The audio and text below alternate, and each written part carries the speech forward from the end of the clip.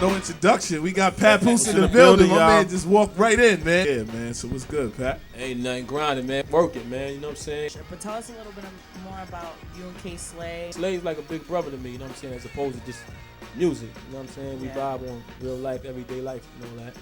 And that's a nigga that put me in the game. You know what I'm saying? A lot of people ain't want to give me that opportunity. That's just how the industry is constructed. You rarely find people that want to put somebody else on. I know Superstar Jay can relate to that. You know what I'm saying? Yeah, that's what I had him giving brothers a chance, but just when I was trying to get in the game and I analyzed that Slay was really giving dudes an opportunity. You know what I'm saying? I feel like that's all I needed. Slay was saying that you stood out there till he recognized who you was. Yeah, I know people approach him all the time. You know what I'm saying? So I approached him. I gave him the joint. I kept it humble. I listened to the radio. I ain't hear my joint. You know what I'm saying? So I came back the next week, like, yo, what's up? Gave him the joint again. I still ain't hear it. I came back again. So while he on the air, I call up, you know what I'm saying? Yeah. Pick up a joint. I'm like, yo, what's up, man? You said you was the street. Like, what's up? I don't hear my joint. You know, Slay, he start going in. Yo, what's up? Listen, man. Yo, listen, man. I'm at work. Yo, I got to bang this jack. He went in on me. Bang the jack wrong. But as he did it, I'm hearing it over the ear. So I'm like, oh, okay. You know what I'm saying? Wow. So he go on the air. He like, yo, listen, man.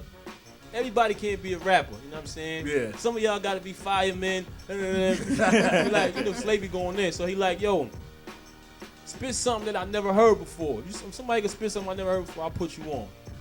I'm like, all right. That was live? He should have never said that. That was live on the radio? Or Yeah, live on the air. So I'm waiting. I waited for him. He came there. I'm like, yo, you said spit something you never heard. Yo, man, it's 2 o'clock in the morning. I'm like, oh, man. So now I got aggravated. So now it's about to escalate. And his man that he was with, he mediated the situation. He took the seat like, yo, I got you. You know what I'm saying? Yeah. More or less. So like a week went by. And my man, Born True, you know what I'm saying, who I was working with, me and him was grinding trying to get on for a while. And the day I went to, he passed away. And the day I went to his funeral, that was like my partner. The day I went to his funeral, when I left the funeral, Slay called me, you know what I'm saying? Yo, I took your number off the CD. I want you on the show next week. You know what I'm saying? Yeah. I went up to the show. He had a couple MCs up there. I was spitting, and we locked in. The rest was rap. Was you signed a Coogee Rap or you did something with Coogee Rap? G-Rap heard me spit, and I spit something on his album, Roots of Evil. Okay. Record called Home Sweet Funeral Home. You know what I'm saying? You signed a $1.5 million contract. You know, a lot of artists get in the game. They get a deal, and they don't negotiate their contracts properly, as to the point where they just want to be on the label so bad and get put on the shelf. So I was prepared for that, you know what I mean? When I came there, me and Slay, we was already our own movement. I had plenty of mixtapes out. I was touring overseas, touring in Canada. So I couldn't sit still. More or less, we had a guarantee release clause, meaning that if they didn't put my album out by a certain time, they had to let me go. Okay. And we keep all the money, and we keep the music.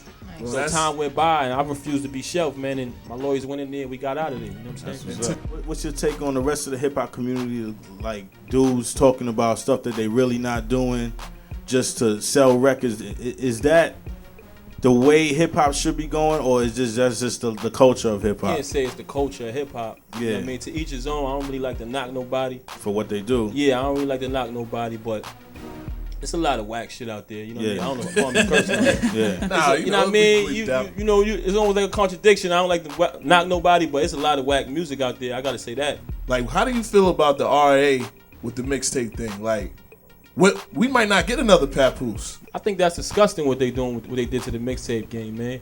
But that come from dudes putting out whack albums, flopping, and blaming it on mixtapes. Yeah, they need to blame it on something. And when they album about to drop, they be scared. So they call up and say, yo, they bootlegging. They bootlegging my music. Niggas is scared to get bootlegged, so I feel like they call police to shut that down. Like, hey, that's a known fact. Labels was doing that. You know what I'm saying? I wanted to ask you, because I seen your career. When did you feel like, yo, I'm a celebrity? When I did the BET Awards with Boston. Yeah, when I came out the ground and all that. Yo, word is born. I felt like I hit a home run in World Series. Like how my phone was crazy. It was calling me back from home and all. Yo. It was wild. Right there. That and when I came out of Summer Jam. I'd like to talk about your situation with Remy Ma, your marriage. Mm-hmm. And how's that going? And I mean, it can't go no better than what it's going. You know what I'm saying? more or less, she in a situation where she making a positive out of a negative. You know what I'm saying? She making the best out of being. Well, definitely, you making a positive out of negative because you stepped up like a man and married that woman. I want to give him a clap for that, man. You hear a lot of dudes complain about when they get locked up how females don't hold them down. Yeah.